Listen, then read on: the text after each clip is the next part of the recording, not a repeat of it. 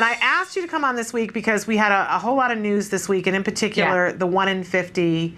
You have a fabulous blog that's called Real Help Now, and you had 2 posts within 24 hours that were just amazing. So tell us a little bit about what the 2 posts were, and then we can talk in depth about what you felt about this 1 in 50. Well, it was a year ago and a week when 1 in 88 was announced from 1 in 110.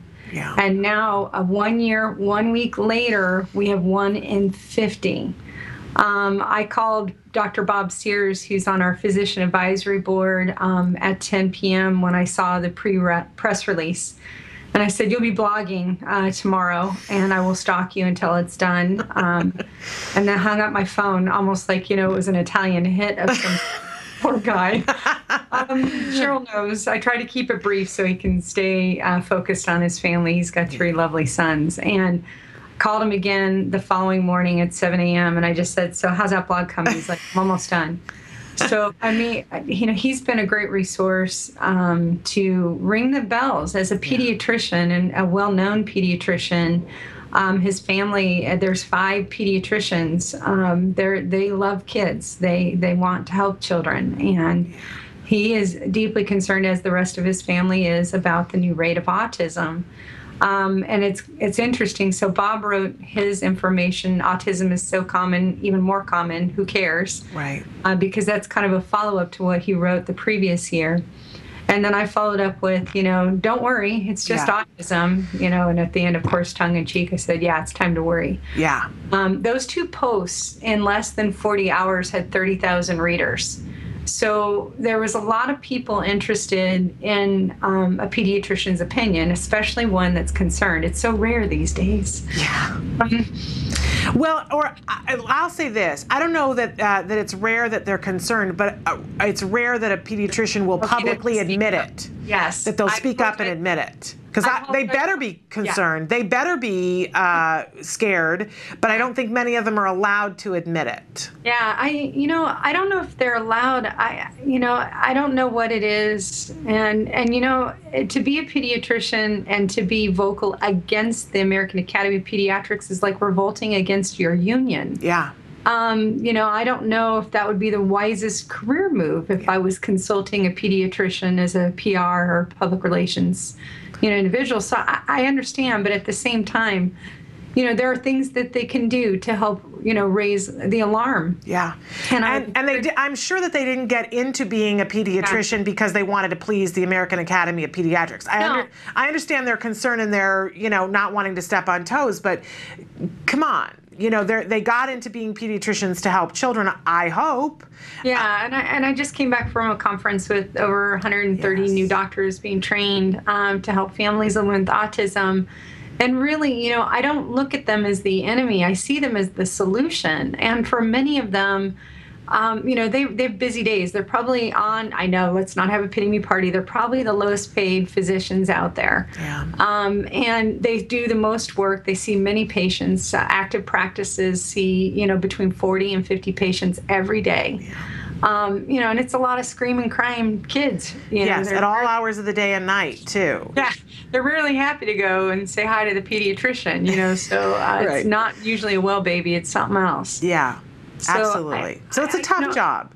It is. So I feel like the point being is that the science is complex, and there is a lot of science out there. And unless they spend, 10 hours a week, and that's my hobby, and I'm not a scientist nor a doctor, I think it's really hard to stay abreast, of the press. I really think it's a challenge when you're very impacted and busy.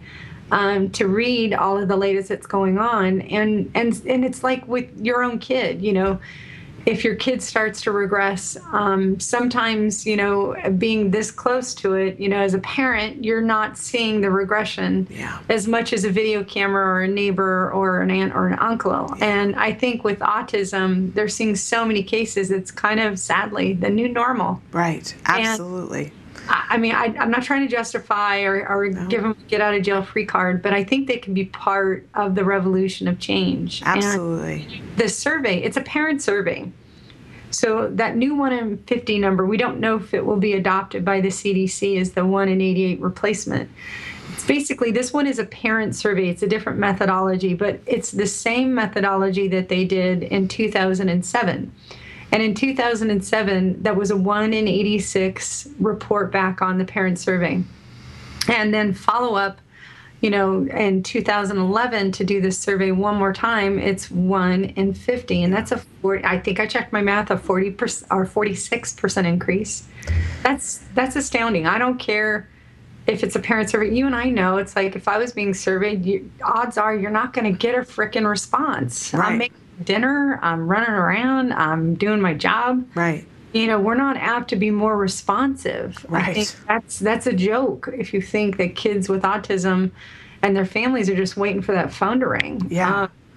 So I look at it regardless of if it's adopted or regardless of how it was calculated. There's a similar survey that was done, and the alarm bells should be going off. Yeah, they absolutely should.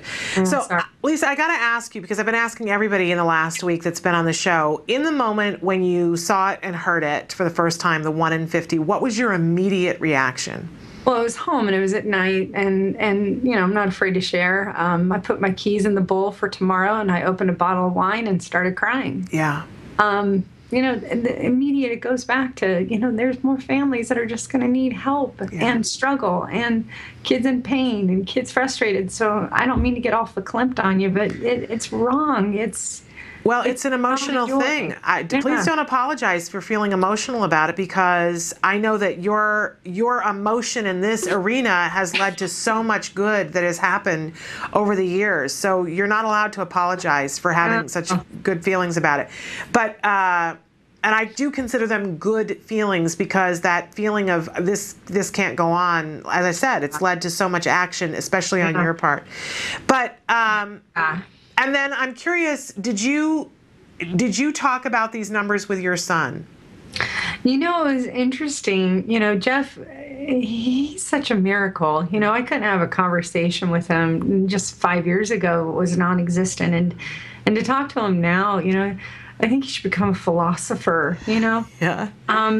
He looked at me and said, "Mom, it's going to be okay. There'll be answers for all the kids. You found answers for me." And I just almost died. Yeah. He's just the walking miracle and the love of our family. We are so blessed to have him here, but I wouldn't call autism a blessing. I'd call him the blessing. Yeah. And how old is he now? He's going to be 16 next month. That's amazing. Oh. And he's taking driver's ed, so watch out, SoCal. I'm thinking that's going to be another bottle of wine for you. Yeah. It's so funny teaching my daughter, who's neurotypical, to drive. I'm like, we're not in England. We're on the right side of the road. I can't even imagine. That's at least 6 years away from me, and I'm really glad. Yeah. I'm hoping we'll have done away with cars by then. Maybe everybody will be taking public transportation. But in any case, back to the 1 in 50. So you had that initial reaction, and I haven't known you for a long time, but I know you to be a person of action. So you had the reaction, you had the tears, you had the wine, and now it's almost a week later. Where's your head now? Well, the next step is really to, this week is all about, launching Autism Action Month. And for most parents out there, they're painfully aware. And there is an awareness component, because we need to get our public behind us and our team, to join us. So we'll be press releasing and launching Autism Action Month to not only empower families to tell their story, which is such an important part of getting people on board, is to understand and having people understand the personal nature of what's happening. And then activating, and it doesn't matter whether you're a corporation or your family or your next door neighbor, aunt or uncle, there's something that you can do that will drive positive change. So, the way that I'm going to do it is really focus on autism is treatable, and that you can take action on behalf of your child. But also as a community, we need to take action to help these families get real help now.